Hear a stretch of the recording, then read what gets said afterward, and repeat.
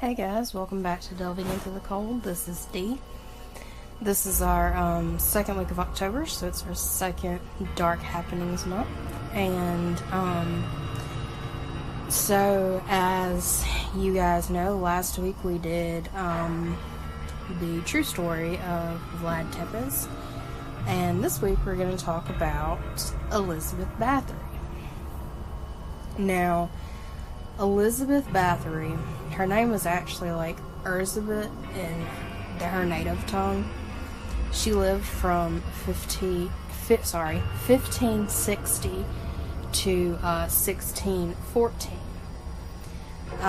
And you always hear about her, known as the Blood Countess or whatever. And that's because people say, that she was the most prolific female serial killer. And that she could have tortured and killed upwards of 650 young girls. And while it's certainly possible, I think there are other things that need to be taken into consideration.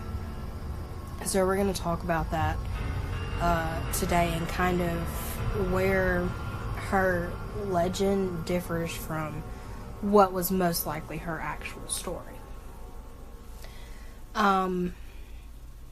But eventually she was arrested and locked up in her castle for these crimes.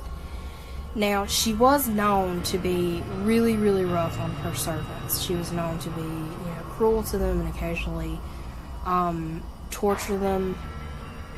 And, of course, the myth is that she bathed in the blood of young virgin girls so that she could stay young and beautiful. And while that would be a heck of a story, that would certainly be interesting. More than likely, that's actually a lie created to kind of villainize her because she was a woman that was in power, and a lot of people did not like that. And of course, her actions toward her actual, servants didn't help that any. And it's believed that actually these stories told about her was one of the inspirations for Bram Stoker's Dracula. So she also ties into Dracula. But again, there's a huge difference in that book and what actually happened. And most of what is known about her, quote unquote known, or what people think they know about her, is most likely a lie. Because if you think about it, people still have problems today with women being in power. But this was back in the 15 and 1600s. And so this was a woman that was in power, a woman that demanded respect, that ran her country with an iron fist to get that respect. And a lot of people took issue with that. And so a lot of what you hear about her is most likely a lie that's been created by the men of the time that's just kind of been passed down through generations. And not only the men, I'm sure that there were a lot of women that were talking about her, because let's face it, ladies, women can definitely be catty and spread falsehoods about other women. That is for sure. But Elizabeth herself, not only did she kind of marry into that power, but her family, the Bathorys, were Hungarian royalty, and they were highly respected.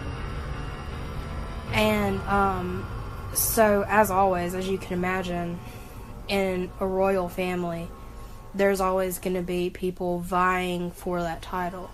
And the Bathorys were no different. So a lot of the things that were spread probably came from her own family members. And that's sad to think about. But it's not uncommon, because they wanted her throne. And, she was not willing to vacate it. So they did what they could.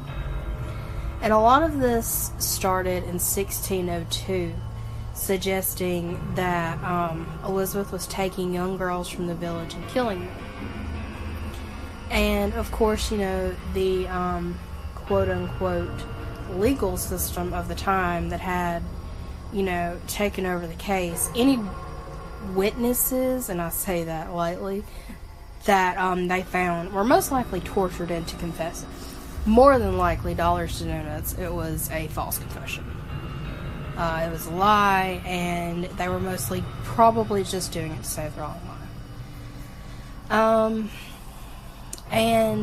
But she was, like I said, she was imprisoned in 1610 by the Hungarians, and she was arrested for torture, and she was held in a room of her own castle, and that's where she lived out her life for the next 4 years until she died. And the people that were supposedly her accomplices, they didn't even get off that easily. They were tortured and burned for their crimes. And so we kind of see this woman who maybe wasn't, the best person in the world, maybe was a little too violent, maybe was a little too rough on her servants. We see her kind of villainized by a community that disliked her being in power, a family that wanted that power, and just people that wanted a story to tell around the campfire. And so, in my opinion, most likely Elizabeth wasn't as bad as the legends say. I don't think she bathed in blood, because if you look at it and you think about it, there's no way scientifically to easily bathe in blood and all that good stuff. And again, she was a female ruler in a time and a place where that position was precarious, and she was going to do anything that she could to protect it.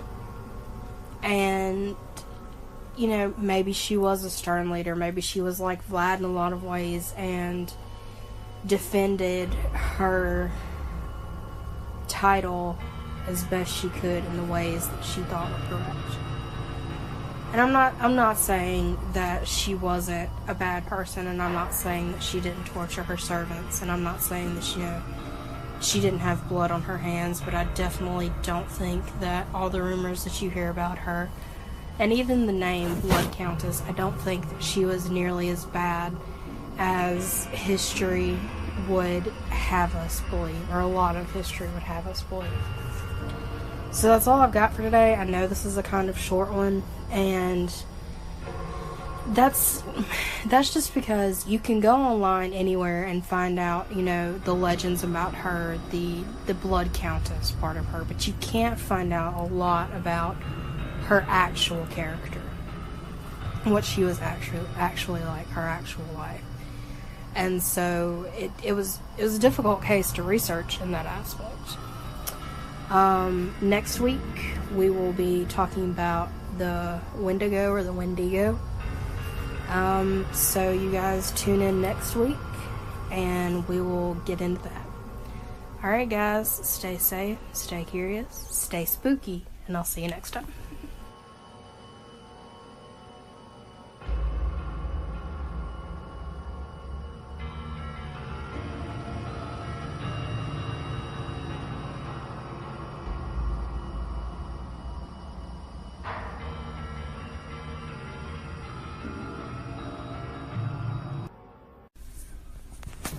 Hey guys, welcome back to Delving Into the Cold. This is Dee. This is our second week of October, so it's our second Dark Happenings month.